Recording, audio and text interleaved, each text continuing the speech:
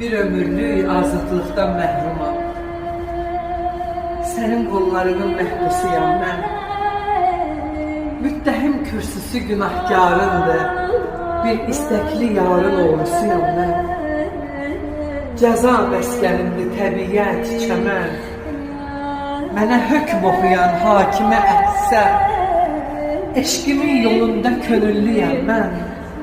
Könüllü məhbus da var mı görəsən? Deyil köməyimə gəlməsin vəkil. Mənim müdafiəm saf vicdanımdır. Əgər azad olsam yar ürəyindən, elə ölümüm də həmin anımdır. Əzizinəm qala çək, qəlyan doldur qala çək. Namərdə yar olunca, nadana yar olunca, get güzdəkdə qala çək, qala çək. Başını